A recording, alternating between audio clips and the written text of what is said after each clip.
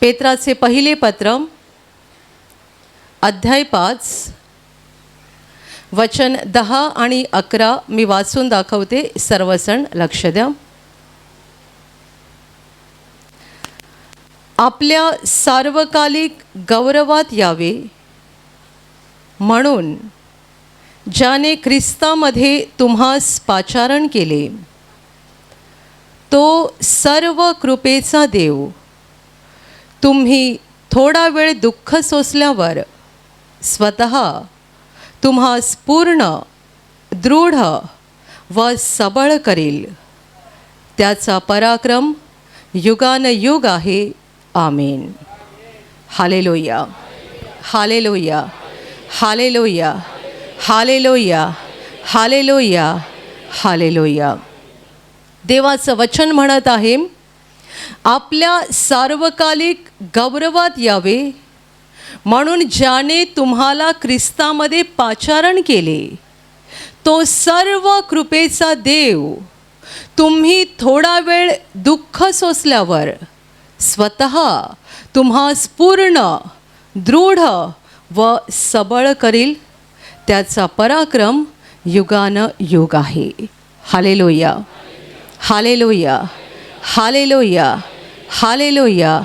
देवाने आपल्याला ख्रिस्तामध्ये पाचारण केलेलं आहे, म्हणजे बोलावलेलं आहे. एकाच उद्देशाने आपल्या सार्वकालिक गौरवात यावे म्हणून देवपित्याने आपल्याला येशू ख्रिस्तामध्ये पाचारण केलं आहे, आमंत्रण दिलं आहे, बोलावलं आहे. देवाच्या सार्वकालिक गौरवामध्ये आपण पोहोचावं, हा त्यामागचा उद्देश आहे.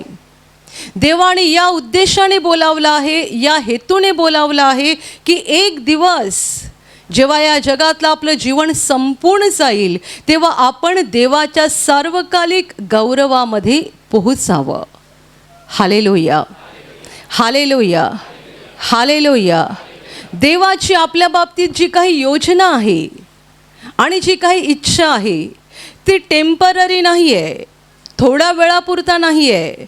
देव आपल्यासाठी सार्वकालिक योजना आखतो आणि त्याच्या सार्वकालिक योजनेनुसार ही त्याची इच्छा आहे आणि योजना आहे की आपण त्याच्या सार्वकालिक गौरवात म्हणजे देवाच्या घरात म्हणजे स्वर्गात जावं आणि सर्व काळ अनंत काळ युगानयुग देवाचे बनून राहावं. Hallelujah, hallelujah, hallelujah. ही देवाची योजना काय आहे हे एवढ्या पटकन समजणार नाही.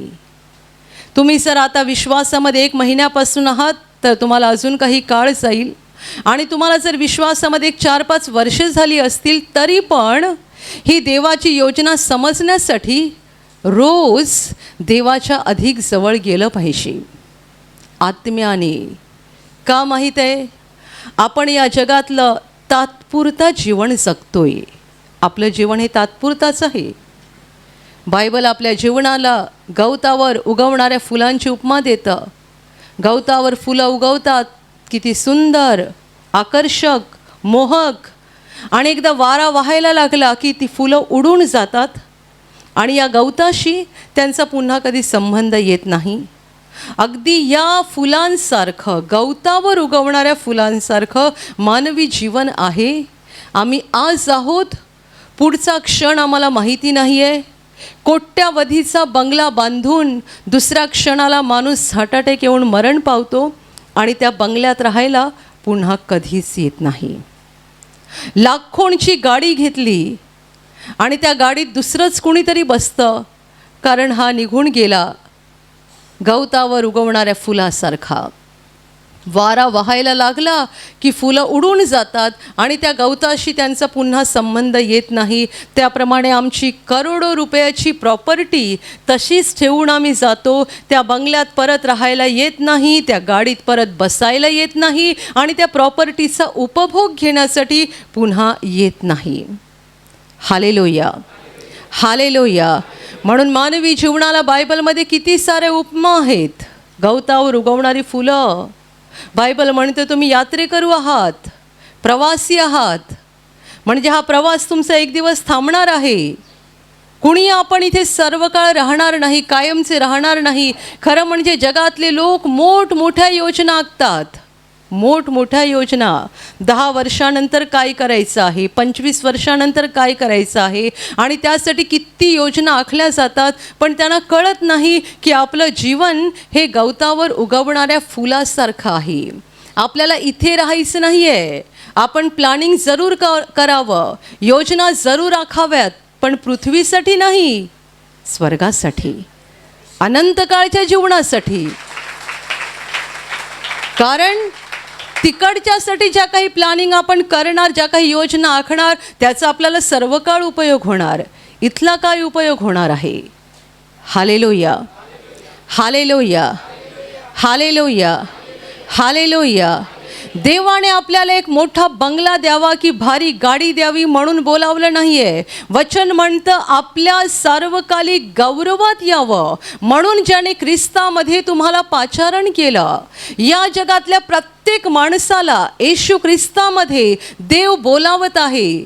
देवाचा एकमेव उद्देश आहे की त्याला आपल्याला सार्वकालिक गौरवात म्हणजे त्याच्या स्वर्गात म्हणजेच अनंत जीवनामध्ये घ्यायचं आहे. वचन पुढे म्हणतं ज्याने आपल्या सार्वकालिक गौरवात यावे म्हणून तुम्हाला ख्रिस्तामध्ये पाचारण केले, तो सर्व कृपेचा देव, तो कृपेचा देव आहे आणि सर्व कृपेचा देव आहे. तुम्ही थोडा वेळ दुःख सोसल्यावर, तुम्ही थोडा वेळ दुःख सोसल्यावर, याचा अर्थ असा आहे की आम्हाला देवाने ख्रिस्तामध्ये पाचारण केलं की आम्हाला काही काळ दुःखही भोगावं लागतं. तुम्ही थोडा वेळ दुःख सोसल्यावर स्वतः म्हणजे देव स्वतः आम्हाला पूर्ण करणार, दृढ करणार म्हणजे मजबूत करणार आणि सबळ करणार. Hallelujah, hallelujah, hallelujah, hallelujah. माझ्या प्रिय भावांनो आणि बहिणींनो, जेव्हा आम्ही येशूवर विश्वास ठेवून जीवन जगतो, आम्ही म्हणतो एक दिवस आम्ही स्वर्गात जाणार आहोत, आमचं नाव जीवनाच्या पुस्तकात लिहिलेलं आहे, या जगातलं आमचं जीवन संपलं की आम्ही देवाच्या घरात जाणार आहोत. हे सगळं बरोबर आहे, खरं आहे. पण एक सत्य कधीच विसरू नका, त्या सार्वकालिक गौरवात पोहोचेपर्यंत थोडा वेळ आपल्याला दुःख सोसायचं आहे. आणि हे दुःख कोणतं आहे ते पण नीट समजून घ्या. स्वर्गात जाईपर्यंत आपल्याला जे दुःख सोसायचं आहे ते आपल्या पापांचं दुःख नाही आहे, ती आपल्या पापांची शिक्षा नाही आहे, ती आपल्या पापांची किंमत नाही आहे. कारण आपल्या पापाची किंमत येशूने एकदा भरलेली आहे, आपल्याला परत भरायची नाही आहे. आता जी किंमत आपल्याला मोजायची आहे ती आपण येशूवर ठेवलेल्या विश्वासाची किंमत मोजायची आहे. पापाची किंमत येशूने मोजलेली आहे. पण आता आपण येशूला प्रभू म्हणून स्वीकारलं आणि त्याच्या मागे मागे चालायला सुरुवात केली. हा जो आपण त्याच्यावर विश्वास ठेवलेला आहे त्या विश्वासाची किंमत मात्र आपल्याला मोजत राहावं लागणार आहे जोपर्यंत आपण या जगात आहोत तोपर्यंत. Hallelujah, hallelujah, hallelujah. आणि ती वेगवेगळ्या मार्गाने वेगवेगळ्या प्रकारे ती किंमत सैतान आपल्याकडून वसूल करतो. कारण आपण जेव्हा अंधारात होतो तेव्हा त्या दुष्ट सैतानाचे गुलाम होतो, नरकाच्या रस्त्यावरून चाललो होतो. हा नरक देवाने सैतान आणि त्याच्या दूतांसाठी बनवला आहे. आपण एक दिवस त्यामध्ये पडावं ही त्या दुष्टाची इच्छा आहे. अंधारात असताना आपण चालत होतो त्याचाच हात धरून आणि त्याला या गोष्टीचा फार आनंद होता की एक दिवस तो जिकडे जाणार आहे तिकडेच आपण पण जाणार आहोत. पण ज्या क्षणाला आपण येशूला ओळखलं, देवाची कृपा आपल्या जीवनावर झाली, देवाची महान दया आपल्यावर झाली, आपल्याला येशूमध्ये पाचारण झालं आणि आपण त्याच्या हातातून बाहेर पडलो, तेव्हापासून तो हात धुवून आपल्या मागे लागतो अशासाठी की आपण परत एकदा त्याच्या मार्गाला चालायला सुरुवात करावी. Hallelujah, hallelujah. म्हणून मी म्हटलं की ही विश्वासाची किंमत आहे, येशूवरील विश्वासाची किंमत. Hallelujah, hallelujah. गेल्या शुक्रवारची गोष्ट आहे. एक कुटुंब इथे प्रार्थनेला होतं. ते आपल्या हिंदी परिवारातलं कुटुंब आहे, पती पत्नी आणि 2 लहान मुलं. आणि ते इकडून जात होते. प्रार्थना संपल्यानंतर हायवेवरून जात असताना खूप पुढे गेल्यानंतर एका मोठ्या गाडीने त्यांना मागून धडक दिली. यांची छोटी मोटरसायकल होती आणि मोठ्या टेम्पोने त्यांना धडक दिली आणि टेम्पोसोबत पती पत्नी आणि मुलं फरफटत गेले पुढे. मार लागला त्यांना हाताला, कारण त्यांची मोटरसायकल आणि रस्ता यांच्यामध्ये ते खरचटत टेम्पोसोबत गेले. रात्री फोन आला, असं असं झालेलं आहे. इथून प्रार्थना केली गेली. ते प्रार्थना माध्यमाचा वापर करत होते. नवरा बायको दोन्ही मुलं. एका मुलाला थोडं कमी लागलं होतं, छोटी छोटी मुलं आहेत त्यांची, आणि एकाला जास्त लागलं होतं. खूप वेदना होत्या, कणत होते. काल परवा, आज रविवार, या शुक्रवारी म्हणजे बरोबर 1 आठवड्याने आले. त्यांनी त्यांच्या जखमा दाखवल्या. 90% जखमा सुकलेल्या आहेत. आणि त्यांच्या मुलाच्या गालाला पण खूप लागलं होतं. काल मी त्याच्याकडे बघितलं, मला एवढं आश्चर्य वाटलं की खवलं येऊन निघून जातं, तसं खवलं येऊन पण निघून गेलं आणि कातडी नॉर्मल झाली 1 आठवड्याच्या आत. त्यांच्या बायकोला तर खूप मार लागला होता, पण काल ती मला तिचा हात दाखवत होती. मला त्यांच्याकडे बघून एवढं आश्चर्य वाटलं, कारण ज्या दिवशी हा अपघात झाला मागच्या शुक्रवारी रात्री, तेव्हा त्यांचे फोटो पाठवले होते. फोटो बघून आम्हाला इतकं वाईट वाटलं, किती भयंकर लागलं आहे त्यांना. आणि तरी ते घरात राहिले, प्रार्थना करत राहिले, प्रार्थना माध्यमांचा वापर करत राहिले, वचनं बोलत राहिले, रडत होते, तडफडत होते. त्या स्थितीमध्ये ते प्रार्थना करत राहिले आणि पुढचा शुक्रवार यायच्या आत देवाने त्यांना खडखडीत बरं केलं. Hallelujah, hallelujah, hallelujah. मग कुणी म्हणेल की ते प्रार्थनेला आले होते, त्यांच्या बाबतीत असं का घडलं? विश्वासाची किंमत. तो आपल्याला सार्वकालिक गौरवात घेऊन जाणार आहे. आपल्याला तिकडे जायचं आहे आणि तिकडे आपण पोहोचू नये म्हणून सैतान आपल्याकडून आत्ता किंमत वसूल करतोय, अशासाठी की कसा तरी करून आपला विश्वास खिळखिळावावा, डगमगावा, हलत राहावा आणि आपण म्हणावं, नको बाबा या रस्त्याने जावं, माझं पूर्वीचं जीवन होतं ते बरं होतं. तुम्ही थोडा वेळ दुःख सोसल्यानंतर, थोडा वेळ हा शब्द पण तितकाच महत्त्वाचा आहे. थोडा वेळ आपल्या विश्वासाची आपल्याला किंमत जरूर मोजावी लागते. सैतानाचे हल्ले होतात. मी तुम्हाला अपघाताचा प्रसंग सांगितला, यापेक्षाही अजून काही प्रकार घडतात. किती लोकांना दुसऱ्या लोकांकडून मानसिक छळ होतो, अनेक प्रकारे त्रास होतो. विश्वासाची किंमत मोजावी लागते. पण वचन म्हणतं थोडा वेळ. का थोडा वेळ? आम्हाला देव अनंतकालीन वैभवात घेणार आहेत. त्या काळापुढे हा काळ अतिशय छोटा आहे, अतिशय छोटा. तुम्ही थोडा वेळ दुःख सोसल्यानंतर देव स्वतः तुम्हाला पूर्ण करेल, दृढ करेल आणि सबळ करेल, कारण ही त्याची इच्छा आहे की आपण शेवटपर्यंत मजबूत होऊन विश्वासामध्ये टिकून राहावं. देव म्हणाला, माझा नीतिमान मनुष्य विश्वासाने जगेल. तो जर माघार घेईल तर त्याच्याविषयी माझ्या जीवाला संतोष वाटणार नाही. ही देवाची इच्छा आहे. आम्ही विश्वासाने जगावं, विश्वासाने पुढे चालत राहावं, विश्वासामध्ये मजबूत व्हावं, पक्क व्हावं, दृढ व्हावं आणि एक दिवस देवाच्या घरात म्हणजे स्वर्गात पोहोचावं. Hallelujah, hallelujah, hallelujah, hallelujah. येशूकडे आल्यानंतर, प्रार्थना केल्यानंतर आमचे आजार बरे होतात, दुःख निघून जातात, जीवनामध्ये खूप शांती येते आणि आम्हाला एका नवीन वेगळ्या आनंदाचा अनुभव यायला लागतो. परंतु हे सगळं होत असताना विश्वासाची किंमत पण आम्हाला मोजावी लागते. सैतान हात धुवून आमच्या मागे लागतो. किती लोकांकडून आम्हाला त्रास होतो, किती लोक आमचा मानसिक छळ करतात, वेगवेगळ्या मार्गाने सैतान आमच्यावर हल्ले करतो. हे सगळं अशासाठी असतं की आमचा विश्वास दुबळा व्हावा, कमकुवत व्हावा, डळमळावा आणि आम्ही मागे जावं. पण वचन म्हणतं तुम्ही थोडा वेळ दुःख सोसल्यानंतर.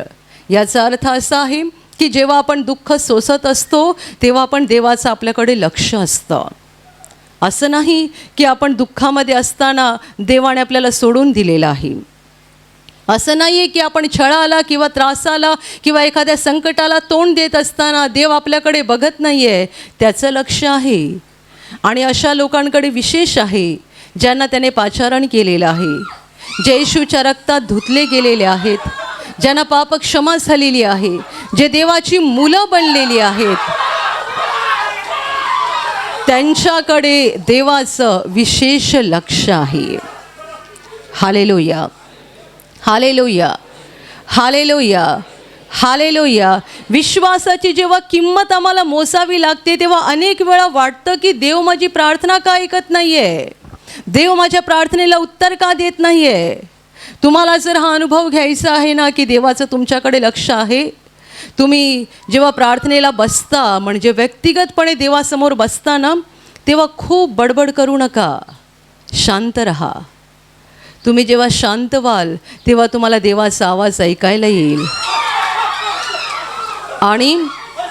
आणि देव तुमच्या आत्म्यात तुम्हाला एक पक्की खात्री करून देईल की तो तुमच्यावर प्रेम करतोय आणि तो तुमच्या जवळ आहे.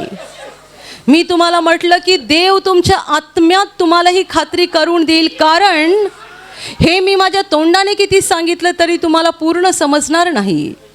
ते देवाने थेट तुम्हाला आत्म्यामध्ये प्रकट करायला पाहिजे. Hallelujah, hallelujah, hallelujah, hallelujah, hallelujah. कुणी म्हणतं माझी बायको इथे प्रार्थनेला येते खूप काळापासून आणि ती मला सांगायची प्रार्थनेला यायला, पण मी येत नव्हतो. आणि मग आता मला असं वाटलं प्रार्थनेला यायला पाहिजे आणि मग मी यायला लागलो. मग आता काय, आता माझा चांगला विश्वास आहे. आणि अजून पुढे असं की बायको घरातून निघायच्या आधीच हा प्रार्थनेसाठी बाहेर निघतो आणि बायको प्रार्थना घरात पोचायच्या आधी हा पोहोचतो. पूर्वी इतका काळ बायको त्याला सांगत होती की प्रार्थनेला चल, तेव्हा ते येत नव्हते. आणि आता ते स्वतः येतात. बायको येऊ की न येऊ त्यांना पर्वा नसते, ते प्रार्थनेला येतात. तुम्हाला माहीत आहे हे काय आहे? हे हृदयाचं परिवर्तन. आणि ते कोणाच्या शब्दाने होत नाही. देव थेट त्याच्या हृदयामध्ये अशी कृपा टाकतो, अशी कृपा की त्याला सत्य कळायला लागतं आणि सत्य गोष्टीची त्याला ओढ लागायला सुरुवात होते, सत्याची. आणि ते मानवी शब्दाने होत नाही, मानवी प्रयत्नाने होत नाही, ते थेट देवाने हृदयात टाकायला लागते. Hallelujah, hallelujah, hallelujah. तसं तुम्हाला जर हा अनुभव हवा आहे की देव तुमच्यावर प्रेम करतो आणि देव तुमच्या फार जवळ आहे आणि तुम्ही कितीही कष्टात आणि त्रासात असलात तरी तो तुमच्यापासून लांब नाही आहे, जवळ आहे, हा अनुभव जर घ्यायचा असेल तर देवाच्या उपस्थितीत त्याच्यासमोर बसून राहा, बसून राहा.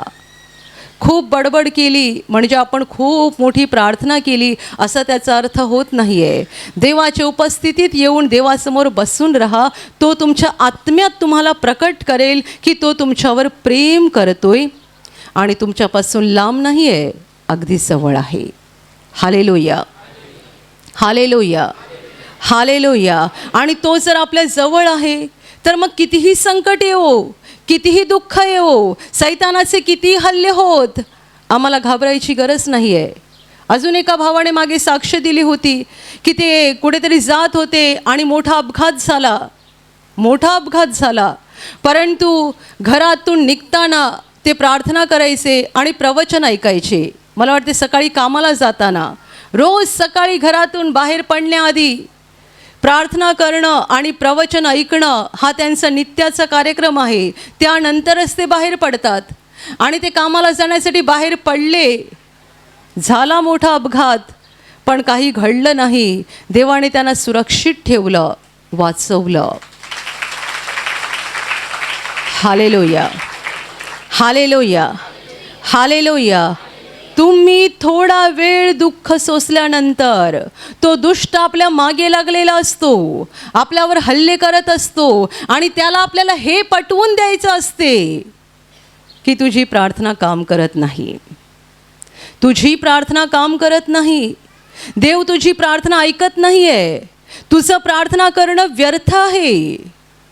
तुझं देवाच्या मागे चालणं व्यर्थ आहे. हे त्याला आपल्याला पटवून द्यायचं असतं.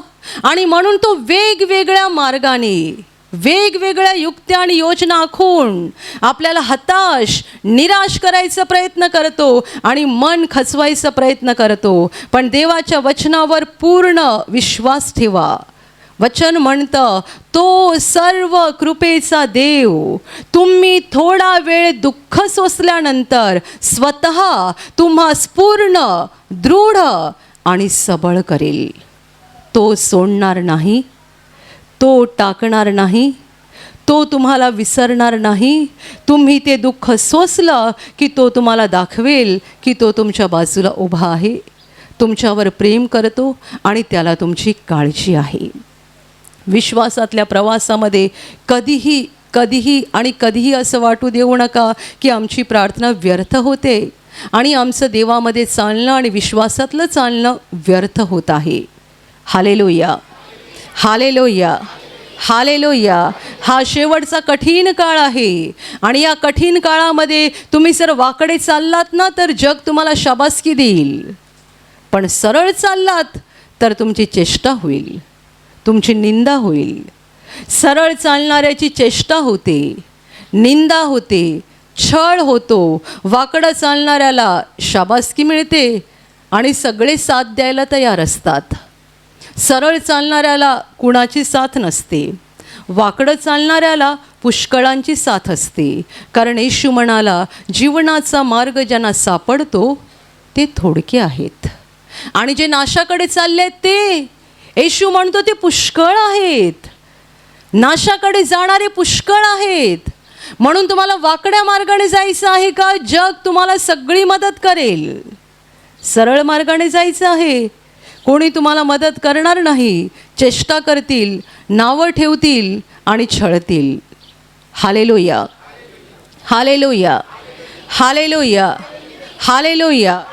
आपल्या व्हॉलेंटियर बंधूमधल्या एका भावाने साक्ष दिली होती. प्रभूमध्ये यायच्या आधी रविवारी सुट्टी घेऊन इकडे तिकडे फिरायला जायचे, सिनेमाला जायचे. तेव्हा ऑफिसमधून सुट्टी मिळायची, काहीही अडवलं जात नव्हतं. जेव्हा प्रभूमध्ये आले आणि प्रार्थनेसाठी म्हणून रविवारी सुट्टी मागायला लागलो, सगळे चिडायला लागले, नाही मिळणार. तेव्हा तो मुलगा म्हणतो, हे विचित्र आहे ना, पूर्वी मी सिनेमाला जायचो तेव्हा मला कोण अडवायचं नाही. पिकनिकला जायचो, फिरायला जायचो, रविवारी मी मौज मजा करायला सुट्टी घ्यायचो तेव्हा मला ऑफिसमधून कोणी अडवत नव्हतं, आरामात सुट्टी दिली जायची. पण आता मला प्रार्थनेला यायचं आहे म्हटलं की सुट्टी दिली जात नाही आणि मी बळजबरीने सुट्टी घेऊन आलो की सोमवारी ऑफिसमध्ये गेल्यावर भांडण व्हायचं. किती काळ सुरू राहिलं. त्यांनी देवाकडे प्रार्थना केली आणि मग शेवटी देवाने अशी दया केली की आता त्यांचं ऑफिस रविवारी पूर्णच बंद राहायला लागलं. हालेलुया. तुम्ही थोडा वेळ दुःख सोसल्यानंतर, थोडा वेळ, मला माहीत नाही की त्या भावाला किती काळ हा त्रास झाला, 4 महिने की 6 महिने, पण हा थोडा काळ आहे ना. आता देवाने रस्ता पुराच मोकळा केला त्यांचा.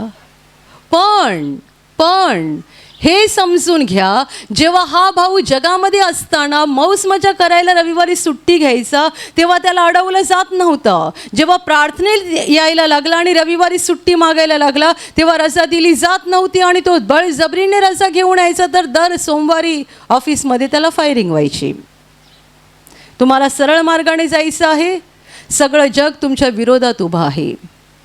तुम्हाला वाकड्या मार्गाने जायचं आहे, सगळ्यांचा तुम्हाला पाठिंबा आहे. Hallelujah, hallelujah, hallelujah. जसं एखाद्या माणसाची प्रार्थनेमध्ये जर दारू सुटली की मग त्याला खूप मित्र भेटतात, फुकट देतो, थोडी तरी पिऊन बघ. तो विचार करत असेल, जेव्हा पीत होता तेव्हा फुकट दिली असती किती बरं झालं असतं, तेव्हा माझे एवढे पैसे संपले नसते ना. पण आता मित्र येऊन सांगतात, फुकट देतो, तुझे पैसे कशाला संपवतो, फुकट देतो. डहाणूला आपल्या प्रार्थना घरात एका बाईने साक्ष दिली. पती पत्नी दोघं होते. नवऱ्याला दारूचं व्यसन होतं, सुटलं. आणि बायको म्हणते मी पण दारू करायची, म्हणजे बनवायची, आणि खूप लोकांना दारू पाजली एवढी वर्षे. पण मी इकडे 4 वर्षापासून प्रार्थनेला यायला लागले आणि मला समजलं हा मार्ग चांगला नाही आहे, हे देवाला आवडत नाही आहे. मी बंद करून टाकलं.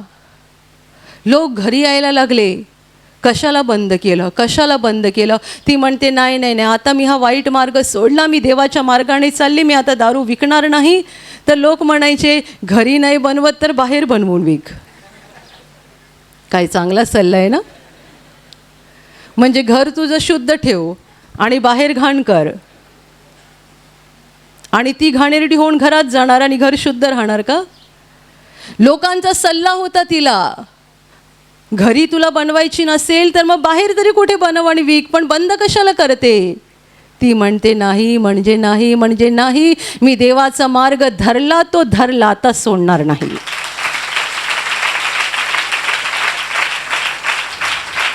Hallelujah, hallelujah. तुम्हाला सांगू, आजारमुक्तीच्या साक्षींपेक्षा असल्या साक्षी मला खूप आवडतात. कारण माणसाचं हृदय बदलणं याच्या एवढं कठीण काम जगात दुसरं कोणतंच नाही, कोणतंच नाही. काही दारूचा किंवा मादक पदार्थांचा व्यवसाय करणारे भाऊ जेव्हा प्रार्थनेला येतात, भाऊ बहिणी, तेव्हा त्यांना आमचं बोलणं आवडत नाही आणि मग ते येणं बंद करतात. पण आमचा नाईलाज आहे. तुम्हाला काय आवडतं ते आम्ही बोलू शकत नाही. देव आम्हाला काय बोलायला सांगतो ते आम्हाला बोललं पाहिजे.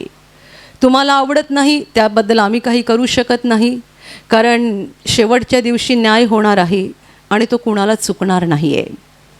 आता आम्ही माणसांची खुशामत करणारे झालो तर आम्हाला पण ख्रिस्ताच्या न्यायासनासमोर उभं राहावं लागेल. म्हणून आम्हाला माणसांची खुशामत करायची नाही आहे, देवाला खुश करायचं आहे. Hallelujah, hallelujah, hallelujah. पण एक गरीब साधी बाई जर म्हणू शकते की नाही म्हणजे नाही, मी ते बंद केलं, ते केलं, मी देवाचा मार्ग पकडलेला आहे, आता मी सोडणार नाही, हे हृदयाचं परिवर्तन आहे. नाहीतर पैसा कोणाला सोडवतो सांगा.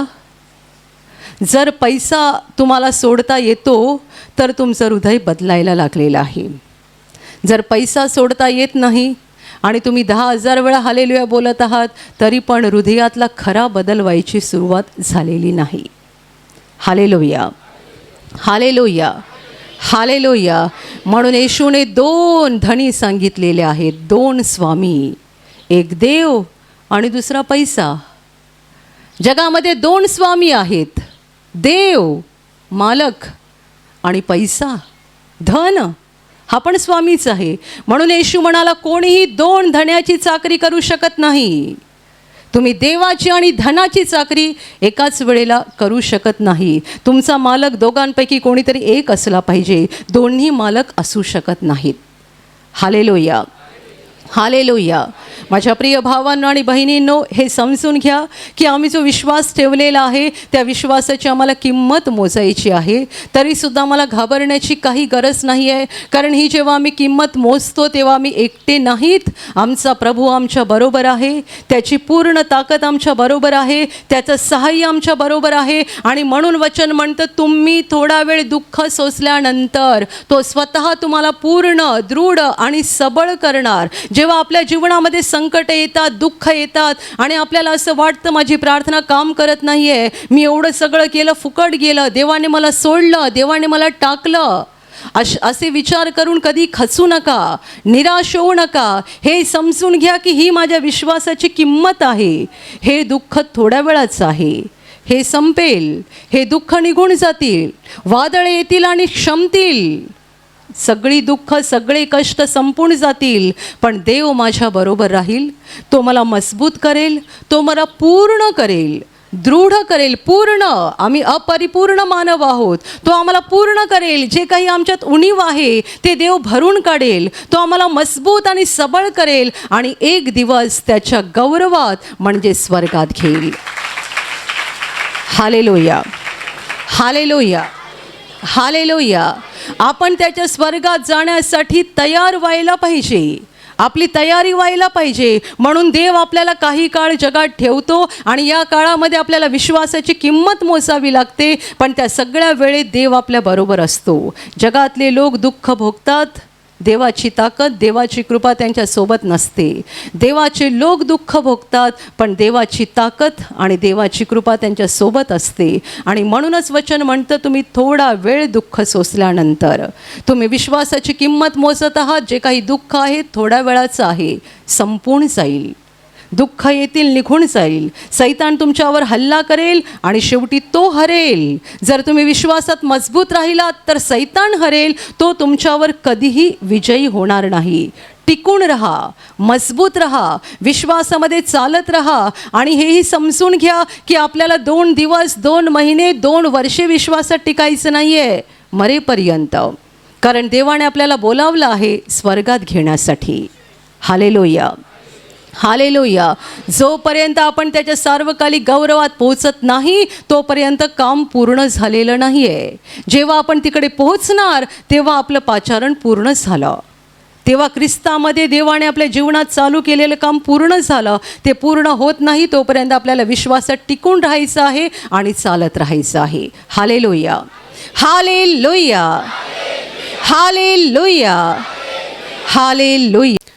आणि आता मी तुमच्यासाठी प्रार्थना करणार आहे. पूर्ण विश्वास ठेवा की प्रभू येशू एका क्षणात तुम्हाला स्पर्श करून बरं करेल. एका क्षणात तो तुमच्या जीवनातलं दुःख काढून टाकेल. कारण प्रभू आजही जिवंत आहे. 2000 वर्षांपूर्वी तो देहरूपात या जगात होता. आज देहरूपात नाही आहे, पण आत्म्याच्या रूपाने आहे. आणि जिथे जिथे लोक त्याच्यावर विश्वास ठेवतात आणि विश्वासाने त्याला हाक मारतात, तिकडे तिकडे तो त्यांच्या अगदी जवळ असतो. त्यांना बरं करायला, त्यांना आनंदित करायला आणि त्यांना सैतानाच्या हातातून सोडवायला तो नेहमीच तयार असतो. म्हणून विश्वास ठेवा, प्रभू इथे आहे. तो तुम्हाला स्पर्श करेल आणि तुमचं जीवन बदलून टाकेल. जिथे तुम्हाला आजार आहे तिथे विश्वासाने हात ठेवा आणि तिथे हात ठेवणं शक्य नसेल तर छातीवर हात ठेवा. प्रभू येशूच्या नावाने या क्षणाला तुमच्या शरीरातले सगळे आजार नष्ट होत, प्रभू येशूच्या नावाने तुमच्या जीवनातील सगळी दुःख निघून जावोत. सैतानाची सर्व कामं तुमच्या घरातून आणि तुमच्या कुटुंबातून प्रभू येशूच्या नावाने पूर्णपणे नष्ट होत. सर्व शुद्धात्म्यांनो, प्रभू येशूच्या नावाने मी तुम्हाला आज्ञा देत आहे, या क्षणाला यांना सोडून निघून जा आणि पुन्हा त्यांच्यात शिरू नका. प्रभूचं महान सामर्थ्य तुमच्यावर येऊ. पवित्र आत्मा तुमच्यावर येऊ. पवित्र आत्म्याचा आनंद तुमच्या जीवनात येऊ. पवित्र आत्म्याची शांती तुमच्या हृदयात येऊ आणि तुमचं जीवन स्वर्गीय प्रकाशाने भरून जावो. आमीन.